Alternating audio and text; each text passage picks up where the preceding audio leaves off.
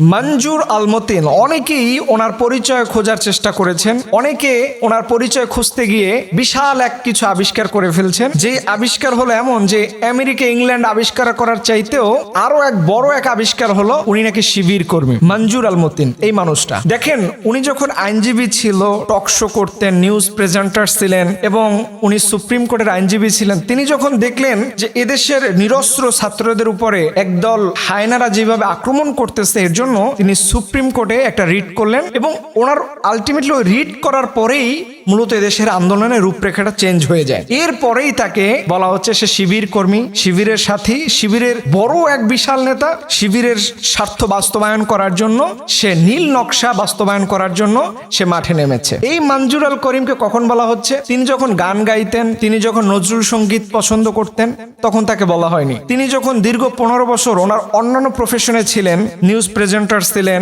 টকশোর host ছিলেন এবং অন্যান্য কাজগুলো তিনি যখন করতেন, তখন তাকে এই তকমা দেওয়া হয়নি। মূলত তখনই দেয়া হয়েছে রাষ্ট্রযন্ত্রের পক্ষ থেকে, যখন নিরস্ত্র ছাত্রদের উপরে তিনি দেখলেন যে এদেশের কোনো মানুষ কথা বলতেছে না, এদেশের আইন আদালত বিচারালয় সব নিশ্চুপ হয়ে গিয়েছে, যে ঢাকা বিশ্ববিদ্যালয় সহ বাংলাদেশের প্রত্যেকটা ছাত্রের উপরে অমানবিক নির্যাতন এবং তাদের গুম খুন হত্যার মাধ্যমে শেষ করা হচ্ছে। তিনি তখন সুপ্রিম কোর্টে যেহেতু আইনজীবী, সে এই কারণেই সেখানে রিট করলেন এবং রাষ্ট্রের কাছে তিনি কৈফিয়ত চাইলেন যে কোনো স্বাধীন রাষ্ট্রে, কোনো স্বাধীন রাষ্ট্র কাউকে গুলি করে হত্যা করার পারমিশন দেয় না, আপনি এটা কেন করতেছেন? এই কথাটা মূলত তিনি যখন বিস্ফোরণ করলেন এবং আপনারা দেখেছেন যে মঞ্জুর আল মতিন এই মানুষটা ছাত্র আন্দোলনের সব প্ল্যাটফর্মে তিনি বেরিয়ে পড়েছেন এবং তিনি আমাদের জন্য উদাহরণ। তিনি হচ্ছেন ওয়ান ম্যান আর্মি, তিনি হচ্ছেন আমাদের এই সমাজের হাজারো শিক্ষিত মানুষের জন্য উদাহরণের রূপরেখা, যাদের ক্ষমতা থাকার পরেও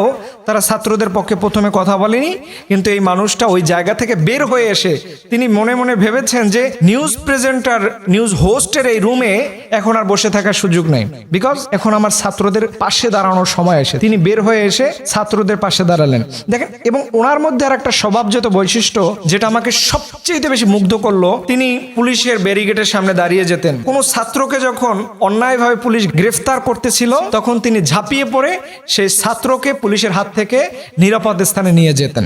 এই কার্যক্রমগুলো যখন বাস্তবায়ন হওয়া শুরু করলো, ঠিক তিনি নাকি শিবির কর্মী। দেখেন, শিবির এই শব্দটা একটি নির্যাতনের নাম, একটি মাজলুমের নাম। এর উপরে আপনি যত জুলুম করবেন, অত্যাচার করবেন, মেরে ফেলবেন, এদেশে কোনো বিচার হবে না, কারণ দিস ইজ আ শিবির। এটা হচ্ছে শিবির যাকে সবকিছু করা যায়, এই রাষ্ট্রের কোনো জবাবদিহি দেওয়া লাগে না। এটা হচ্ছে শিবির যাকে আপনি যেমন খুশি তেমন ভাবে হত্যা করবেন, এটার জন্য আপনাকে কারো পারমিশন দিতে হবে না। দিস ইজ শিবির। কারণ শিবির হচ্ছে একটি নির্যাতনের প্রতীকের নাম, যে হাজারো অন্যায় যে মুখ বুজে সহ্য করে, বাট তার কোনো বিচার নেই। বুঝতে পেরেছেন?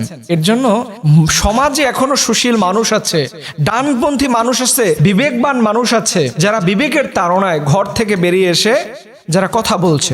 এর জন্য খবরদার, আমরা যেন যে কাউকে একটি নির্যাতনের প্রতীক ব্যবহার করে তার উপর স্টিম রোলার না চালায়।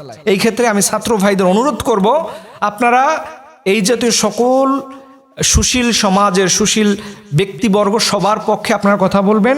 বিশেষ করে আসিফ মাহতাব স্যারকে নিয়ে কথা বলবেন।